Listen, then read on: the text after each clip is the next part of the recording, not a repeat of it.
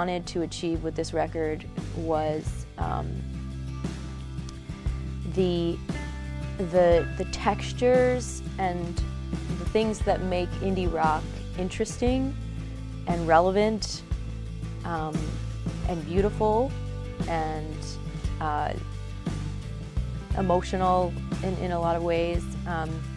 Those qualities of indie rock I wanted to have on these songs, but I didn't want to lose the humility, the accessibility, the humanness of folk music that is a huge part of my influence,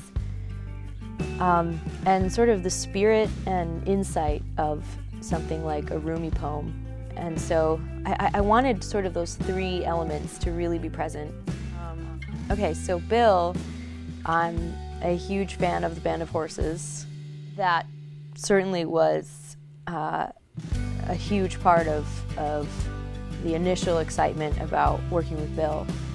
And as I started to dig into his repertoire of material that he's produced, including the Band of Horses stuff that he's produced, I was just like, whoa, you know, this guy's, he's gonna know what to do with these songs. My manager sent me the demos to Evan's record, and I heard them and I thought, like, these are really, really good songs, and I'd love to meet her. So we met, and we hit it off. We just basically, you know, had a dinner and then sat and talked about what we both liked about music, and we both decided that it would be really fun to make a record together. Well, the first song that I fell in love with that she sent me on the demos was Otherwise. And she plays the tenor on that. And I just think I love the lyrics, and I really think the song feels really well. So it was fun it was kind of like, let's make this one sound like an indie pop song. And I think we got there. I really like it. Soul in the body, heart in the chest. You try to make a home where you are only just a guest. Ooh, don't let them tell you otherwise. Another song that sticks out in particular is a newer song called Linger Longer. And it's a song that had a chorus that pretty much repeated the same chords. And in pre-production, Bill had suggested like throwing in a minor chord the third time the chorus comes around. I think it's just the relative minor to the major that was there.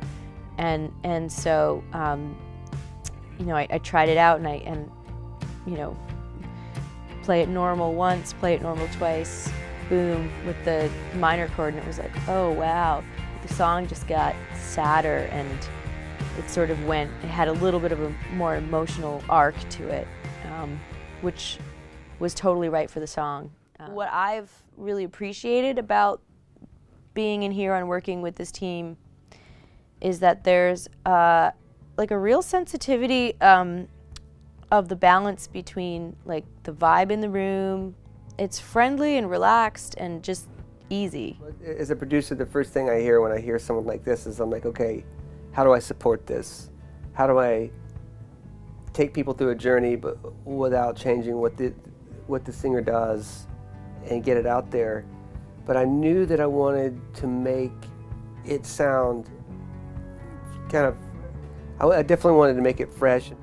Well, a lot of it is just trying to find, for everything to have a sonic voice as much as it would have a creative voice, you know? So every time that you're playing the guitar, if you're singing a vocal, or Tommy's gonna play the drums or whatever, they all have their own approach to it. So how can I find one little signature thing that will give each thing an identity beyond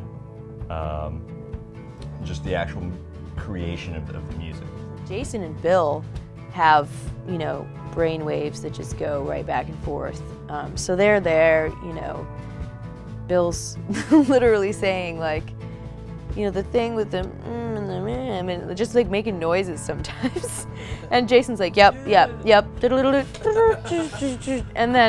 and then it happens. The highlights are just like, you know, seeing songs come together and come to life that are great songs like Day With You, that you can come in and it's just kind of has its own identity. It walks in the door and watch how it shifts and changes and grows and becomes its own little entity that's just kind of lived within this space. And that's been great. Yeah. To see things happen like that. I could only spend the day with you. I could only spend the day with you. I could only spend the day with you. Ooh, ah, ah, ah, ah, ah. Do you remember the sweat in our palms?